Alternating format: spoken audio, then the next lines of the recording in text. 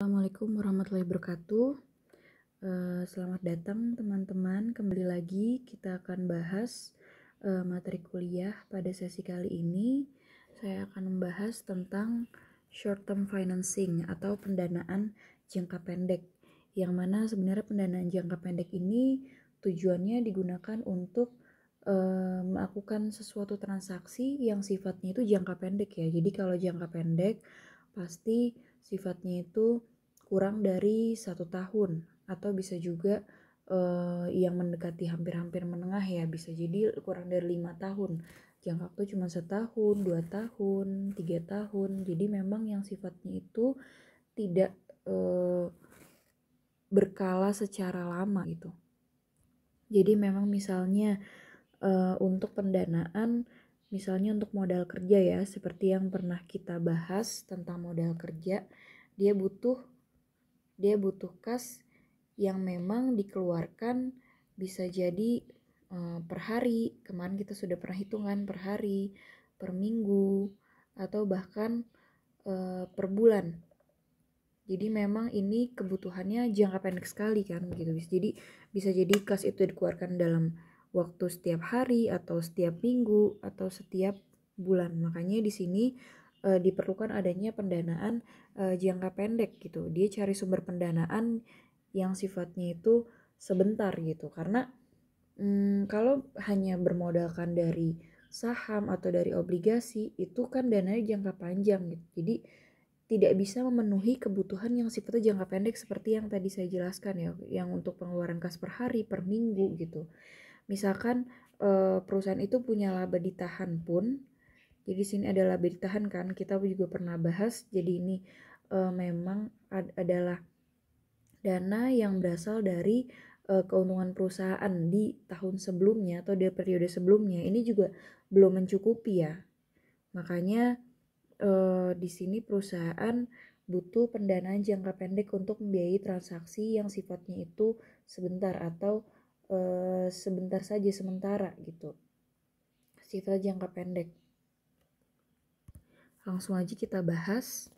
Jadi di sini kalau kita lihat dari tipe pendanaan ada 2 macam ya. Jadi yang pertama pendanaan spontan dan pendanaan tidak spontan. Kalau pendanaan spontan di sini adalah pendanaannya berubah secara otomatis dengan berubahnya tingkat kegiatan perusahaan. Jadi tergantung sama aktivitas perusahaan. Secara spontan pendanaannya akan berubah. Contohnya misalkan di sini hutang dagang. Misalnya perusahaan itu mau membeli bahan baku dengan kapasitas tertentu. Jadi ternyata misalkan periode saat ini dia hanya membeli 50 unit, ternyata di periode berikutnya dia membeli sebanyak 60 unit. Nah, otomatis di sini pendanaannya juga akan berubah kan. Pendanaannya akan semakin besar karena yang saat ini dia hanya beli 50 unit, ternyata di periode selanjutnya dia beli 60 unit. Nah, ini pendanaan ini harus secara spontan berubah kan.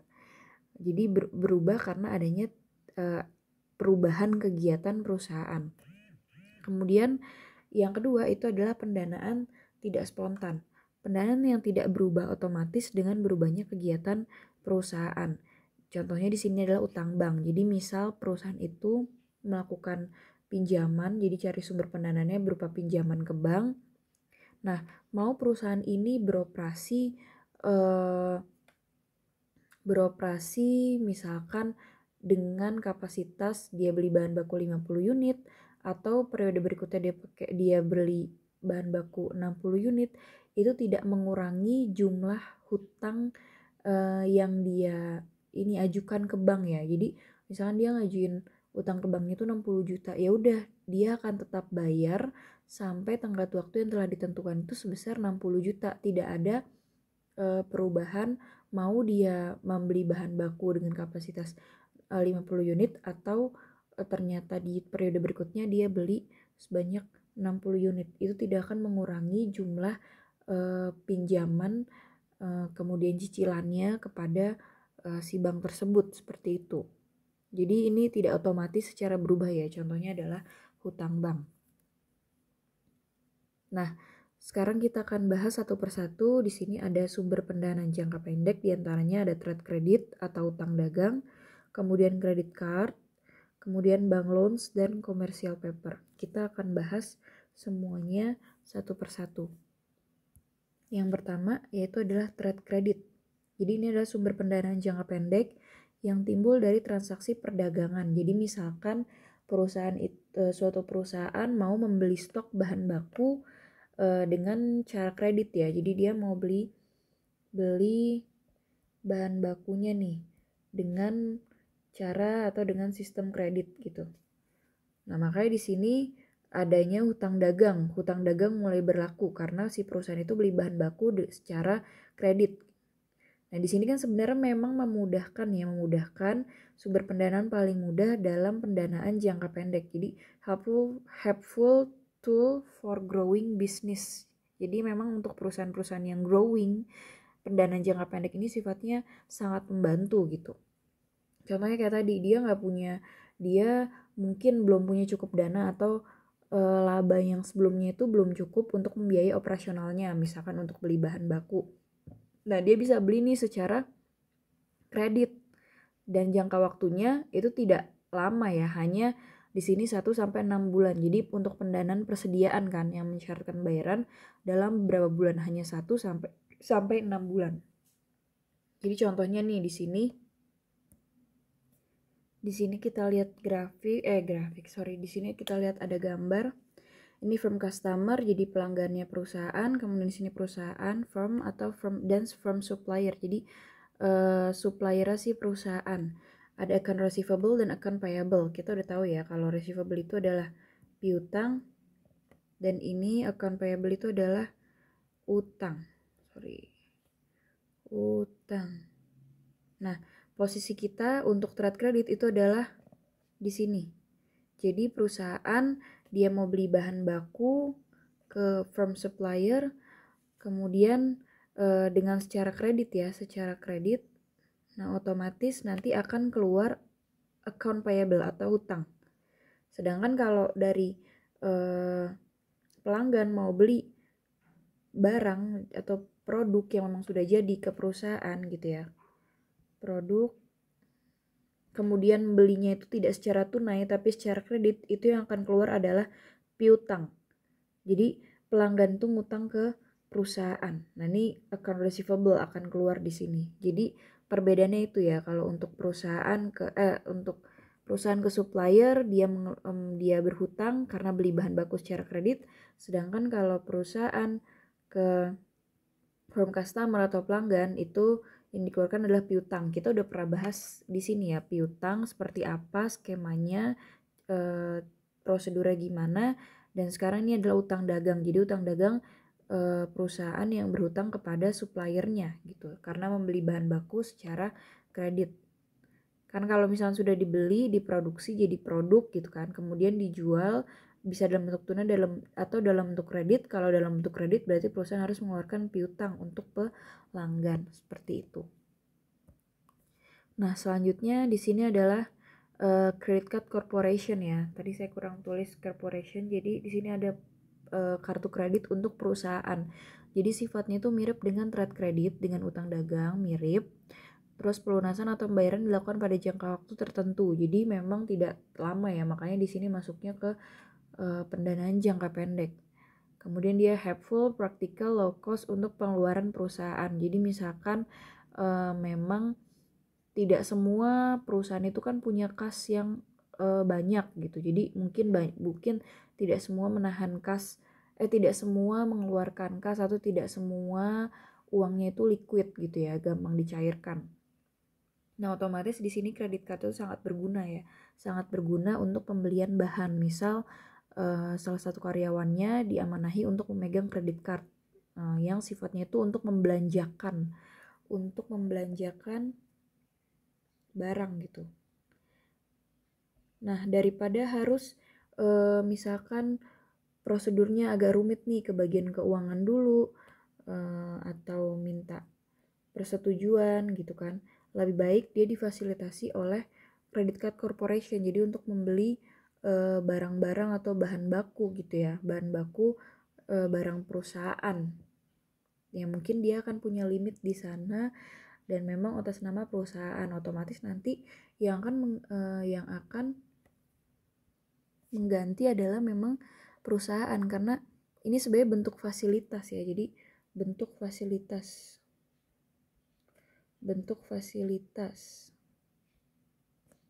bagi karyawan. Nah misalkan seperti ini misalnya contohnya ya, untuk credit card. Jadi ini nama perusahaannya, kemudian ini banknya, dan milik siapa nih. Jadi kalau misalkan memang ternyata si Renata ini masih bekerja di dalam perusahaan itu, dia akan tetap memiliki kartu kredit perusahaan gitu ya, atas nama perusahaan. Ya kalau misalkan ternyata si Renata ini sudah tidak bekerja lagi di sana, ya otomatis akan diambil kartu kreditnya ini gitu. Jadi memang di sini karena bentuk fasilitas ya, dan membantu untuk pengeluaran perusahaan gitu. Jadi untuk membeli barang-barang untuk kebutuhan perusahaan seperti itu. Jadi di sini salah satu contohnya ya, contoh dari credit card corporation. Selanjutnya yang ketiga yaitu adalah bank loan, jadi pinjaman bank. Di sini bank loan itu punya karakteristik ya. Jadi yang pertama itu dari bentuk pinjamannya, dilihat dari jumlah pinjamannya, kemudian persentase suku bunga, dan jaminan yang diberikan. Jadi karakteristiknya seperti ini kalau dilihat dari bentuk pinjaman ya. Jadi jumlah pinjamannya berapa, kemudian persentase suku bunga yang berlaku di bank tersebut, dan juga jaminan yang akan diberikan ke bank gitu. Pasti ada jaminan ya, atau bisa juga nggak ada jaminan dengan mensyaratkan ketentuan tertentu gitu. Kemudian ada batas kredit, jadi ada limit kreditnya berapa. Kemudian jangka waktu dan besarnya usaha nasabah. Ini besar usaha nasabah karena kan sebelum nasabah itu mengajukan pinjaman pasti ditanyakan usahanya seperti apa, berapa penghasilannya gitu ya. Jadi atau penghasilan di sini saya tulis penghasilan nasabah, karena ditakutkan akan terjadi gagal bayar ya. Jadi ternyata nasabahnya tidak bisa membayar, makanya bank itu secara rinci harus ditanyakan nih penghasilannya sekian, apakah bisa membayar atau melunasi pinjamannya seperti itu. Kemudian di sini untuk perhitungan suku bunga terbagi menjadi dua, yaitu suku bunga flat dan suku bunga efektif. Mari kita akan bahas satu persatu. Jadi kalau kita mau minjam ke bank, itu akan ada dua jenis bunga yang berlaku ya, atau di bank tersebut menerapkan kebijakan yang mana. Dia pakai suku bunga yang flat atau suku bunga yang efektif, atau disebutnya tuh biasanya mengambang gitu, suku bunga flat atau suku bunga mengambang. Nggak jelas tulisannya. Flat atau efektif. Jadi sebelum itu kita harus tahu nih perbedaannya antara suku bunga flat sama suku bunga efektif. Jadi di sini kalau dari pengertian, suku bunga flat itu adalah cicilan pokok plus bunga kredit yang dibayarkan setiap bulan, itu jumlahnya sama atau tetap. Jadi setiap bulan cicilannya itu berupa cicilan pokoknya plus bunga kreditnya itu nominalnya sama ya atau tetap. Biasa di sini contohnya untuk kartu kredit, kemudian ada KTA, kayak kredit tanpa agunan tadi yang saya bilang, memang ada beberapa bentuk produk bank yang sifatnya itu tanpa agunan ya, tapi pasti mensyaratkan ketentuan lain gitu. Kemudian ada kredit kendaraan bermotor. Jadi di sini cicilannya itu biasanya sudah ditetapkan, kalau pakai flat sudah ditetapkan dari awal, cicilannya sekian, bunganya sekian gitu sampai tenggat waktunya habis masa cicilannya itu. Nah di sini cara menghitungnya juga pada akhirnya akan sederhana gitu ya, karena setiap bulan dari awal bulan dia menyicil sampai selesai mencicil terakhir itu juga bayarnya atau nyicilnya itu sama nominalnya, makanya di sini lebih sederhana perhitungannya. Di sini angsuran per bulan sama dengan cicilan pokok plus bunga, di mana di sini ya rumusnya P P dibagi T ditambah P kali I dibagi 12 bulan. Jadi ini rumus untuk menghitung angsuran per bulannya. Jadi memang dipukul rata sesuai kesepakatan di awal. Dia sudah perhitungkan di awal, pokoknya dia menerapkan suku bunga sekian dan itu harus dibayar sampai bunganya itu tetap sampai akhir cicilan gitu, sampai akhir tenggat waktunya. Misalnya di sini contoh, Roni memperoleh KTA atau kredit tanpa agunan dengan nominal sebesar 14 juta. Kemudian jangka waktu kredit adalah 24 bulan. Terus bunga yang dikenakan kepada Roni adalah 12% per tahun. Jadi yang ditanya berapa angsuran yang harus dibayar. Maka kita langsung jawab di sini. Jadi dua rumusnya. Cicilan pokok plus bunga P per T tambah P kali I dibagi 12. Tadi cicilan pokoknya diketahui sebesar 14 juta, kemudian bunganya itu 12%, dan tenggat waktunya adalah 24 bulan. Jadi di sini cicilan pokok P-nya itu 14 juta dibagi T-nya itu adalah 24 ya dari tenggat waktunya, ditambah 14 juta dikali tadi suku bunganya suku bunganya itu adalah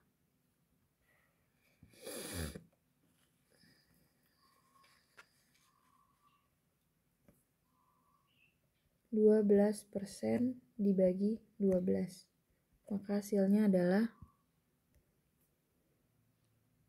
723,333, dan seterusnya. Jadi ya cicilannya 723.333 ya. Jadi selama 24 bulan dia akan mencicil sebanyak ini nominalnya. Itu untuk yang suku bunga flat. Jadi suku bunga flat, dia sampai akhir masa cicilan gitu, sampai tenggat waktunya dia akan membayar sebesar 723.333 sekian gitu. Jadi ini angkanya jelek ya. Ya nanti bakal dibulatin lah jadi berapa gitu. Jadi ini cicilan pokoknya, karena suku bunga flat itu akan sama dari awal dia membayar sampai akhir masa cicilannya, seperti itu. Nah, selanjutnya adalah suku bunga efektif. Di sini suku bunga efektif itu paling banyak digunakan untuk perhitungan bunga kredit ya. Jadi dia mengikuti pokok hutang yang tersisa. Jadi kalau tadi flat dia semuanya sama dari awal sampai masa akhir tenggat waktunya dia akan membayar dengan nominal yang sama dengan suku bunga yang sama. Sedangkan kalau suku bunga efektif itu dilihat dari pokok hutang yang tersisa. Karena di sini sifatnya anuitas ya, kita udah pernah bahas, bunga yang dibayarkan menjadi semakin sedikit di akhir periode pembayaran kredit. Jadi mengikuti cicilan pokoknya. Jadi cicilan pokoknya itu akan menurun. Mungkin kelihatannya gede nih di awal karena memang dia akan mengecil di akhir nih. Nah, nanti suku bunganya itu atau perhitungan bunganya itu akan mengikuti cicilan pokoknya di akhir. Berarti kalau misalkan cicilan pokoknya tinggal sedikit atau tersisa sedikit ya, otomatis bunganya akan menyesuaikan gitu. Jadi gede di awal, terakhirnya jadi akan semakin sedikit. Nah, ini biasanya banyak dipakai untuk kredit yang sifatnya menengah ya. Jadi KPR misalnya yang kayak 5 tahun, kemudian ada kredit usaha gitu. Nah, di sini formulanya agak lebih rumit nih. Jadi kita harus menghitung angsuran tersebut satu persatu. Jadi tiap bulannya kita hitung karena dilihat dari cicilan pokoknya kan, sisa cicilan pokoknya, sisa hutangnya. Jadi angsuran sama dengan cicilan pokok plus angsuran bunga. Di sini cicilan pokoknya itu adalah P dibagi T dan angsuran bunganya ya, angsuran bunganya di sini kita hitung satu persatu, misalkan bulan ke-1, bulan kedua, bulan ketiga gitu. Jadi menyesuaikan X-nya itu menyesuaikan sudah bulan keberapa, seperti itu. Misalkan kita pakai contoh yang sama ya. Tadi di sini cicilan pokoknya itu adalah 14 juta. Kemudian angsuran bunganya, tingkat suku bunganya itu adalah 12% dalam jangka waktunya itu adalah 24 bulan. Coba sekarang kita hitung.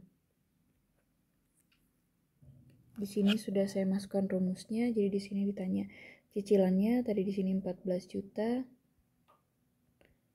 dibagi jangka waktunya adalah 24 bulan. Kemudian di sini angsuran bulan pertama yaitu 14 juta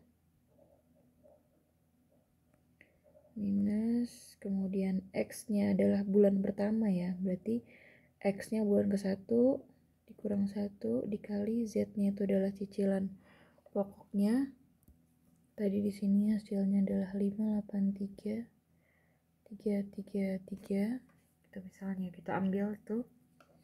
Berarti di sini Z-nya adalah 583 333. Kemudian dikali tingkat suku bunganya 12%, 0,12 dibagi 12. Hasilnya adalah 1.166.666. Nah, ini koma-komaan jadi diambil aja sekian.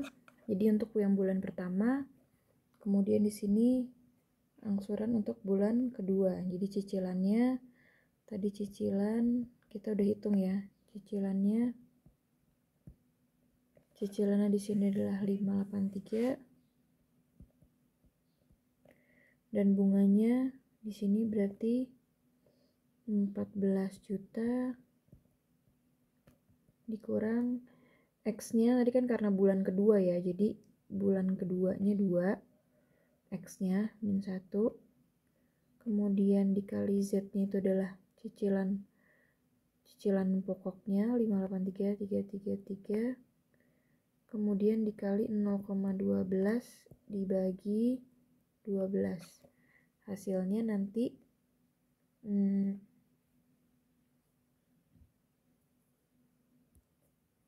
adalah 1.160.833. Nah, ini belum sama ini ya, sorry, sebelum saya tambah sama cicilan pokok. Jadi di sini 583.333 plus bunganya 1.160.833. Hasilnya adalah 1.744.166. Ini juga seperti itu juga. Di sini kita tambah cicilan pokok 583.333. Hasilnya adalah 1.749.999. Nah, ini bulan ke-1, ini bulan kedua, dan seterusnya ya. Dan seterusnya sampai bulan ke-24. Jadi karena memang menghitungnya mengikuti sisa cicilan pokoknya berapa. Makanya di sini berubah kan, di sini bunganya karena ada X, pengaruh X di sini otomatis bunganya berubah dari 1166 kemudian ke 1160 gitu, dan sampai bulan ketiga berapa, sampai bulan ke-24. Jadi ini kalau menghitung manual memang cukup banyak ya, mesti dihitung sampai bulan keberapanya masa tenggat waktunya gitu. Beda sama yang tadi flat, dia hanya menghitung pokoknya sampai terakhir suku bunganya sekian gitu. Jadi memang perhitungannya lebih sederhana dan yang dibayarkan juga sama nominalnya. Sedangkan kalau untuk suku bunga efektif, karena dia harus hitung per bulan gitu, karena dia sifatnya itu anuitas, jadi setiap cicilannya berbeda setiap bulan gitu. Makanya di sini harus dihitung satu per satu. Ini secara manual ya. Tapi kalau misalkan kenyataannya untuk memudahkan, kalian bisa lihat ya banyak yang sudah membuat sistem. Kalau kita melihat cara menghitung suku bunga flat itu udah tinggal masukkan aja cicilan pokok berapa, bunganya berapa, itu sudah keluar. Atau menggunakan suku bunga efektif, tenggat waktunya berapa, suku bunganya berapa, kemudian pokok pinjamannya itu berapa, itu sudah tinggal masukkan ke dalam kalkulator suku bunganya.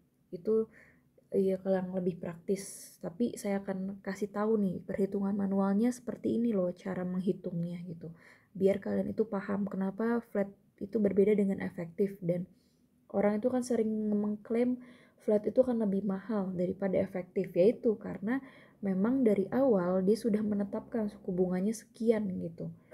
Jadi dari awal sampai akhir dia akan bayar dalam jumlah yang sama gitu, dan itu memang akan terlihat lebih mahal gitu. Jadi dibandingkan dengan suku bunga efektif, karena kalau efektif kan tadi saya bilang dia mengecil di akhir gitu. Jadi terlihat ya, lama-kelamaan pinjamannya yang dibayarkan akan semakin mengecil. Kemudian yang selanjutnya itu adalah commercial paper. Jadi ini adalah bentuk surat utang yang diterbitkan oleh perusahaan untuk memperoleh dana jangka pendek kepada investor. Jadi commercial paper itu bentuk ini juga ya, pendanaan jangka pendek, yaitu surat hutang yang memang dikeluarkan oleh perusahaan. Jadi setiap perusahaan itu boleh mengeluarkan CP di commercial paper. Mau itu perusahaan BUMN gitu atau dalam negeri atau perusahaan swasta, itu boleh, domestik, swasta, BUMN itu boleh mengeluarkan commercial paper. Semua perusahaan. Jadi surat utang diterbitkan oleh perusahaan untuk memperoleh dana jangka pendek kepada investor, dan CP ini tidak punya jaminan. Tapi dia pasti ya, tadi kan walaupun misalkan dia tidak mensyaratkan ada jaminan, pasti ada ketentuan lain yang harus dipenuhi gitu. Jadi tetapi di backup oleh bank. Jadi dia ada backupannya nih, yaitu bank sebagai jaminannya gitu. Nah, ujung-ujungnya juga jaminan lagi ya, tapi di sini memang tidak ada jaminan yang akan diserahkan gitu. Kemudian jangka waktunya itu hanya sekitar 3-9 bulan. Jadi jangka pendek ya, karena dia tidak ada jaminan, otomatis jangka waktunya juga pendek, cuma 3-9 bulan. Kemudian apa sih keunggulan commercial paper? Di sini bunga CP akan lebih rendah daripada bunga bank. Ya otomatis ya, karena biasanya memang untuk pendanaan jangka pendek itu bunga yang disyaratkan juga rendah gitu. Kemudian tidak ada jaminan, ya tadi ya dia bilang nggak mengklaim tidak ada jaminan. Kemudian penerbitan CP relatif mudah. Jadi hampir semua perusahaan itu bisa menerbitkan commercial paper. Jadi kalau misalkan memang perusahaan itu butuh dana cepat, nah dia bisa menerbitkan commercial paper nih yang nantinya akan dibeli oleh publik gitu ya. Kemudian perusahaan dapat dana gitu, nanti yang nantinya akan dikembalikan lagi nih kepada si kepada si bro yang meminjamkan gitu. Jadi ini relatif lebih mudah ya, dan jangka waktu juga sangat pendek. Jadi misalkan di sini contohnya PT Bagi menerbitkan commercial paper dengan nilai nominal 500 juta. Jangka waktunya itu ada 6 bulan atau 180 hari, dan tingkat bunga diskontonya adalah 10% per tahun. Yang ditanya berapa jumlah yang diterima oleh perusahaan. Jadi kita hitung di sini, jadi PO-nya itu adalah nilai nominalnya tadi adalah 500 juta dikali di sini berlaku 365 hari ya. Jadi di sini kita ubah dulu. Misalnya jangka waktunya 6 bulan, berarti kita rubah dulu ke hari. Di sini 6 bulan itu adalah 180 hari. Berarti di sini 365 ditambah tingkat diskontonya tadi 10%, berarti 0,10 dikali jangka waktunya tadi adalah 180 hari.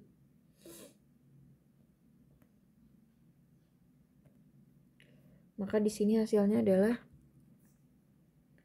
476 501 305 sekian. Jadi di sini jumlah yang diterima perusahaan itulah 476 501 305. Nah, kita lihat di sini ternyata nggak nyampe 500 ya, walaupun nilai nominal itu 500 juta, tapi di sini akan diterima oleh perusahaan adalah sebesar 476 501 305. Hanya sekitar segitu ya, karena ada tingkat suku bunga yang berlaku seperti itu. Jadi ini cara menghitung untuk commercial paper. Nah, di sini selanjutnya ada kerugian ya, atau disadvantage. Jadi kebalikan dari keuntungan dari pendanaan jangka pendek. Yang pertama itu adalah perception of poor financial health. Jadi biasanya perusahaan yang butuh dana cepat terlihat sedang mengalami financial trouble. Jadi dia nggak punya persediaan kas yang liquid.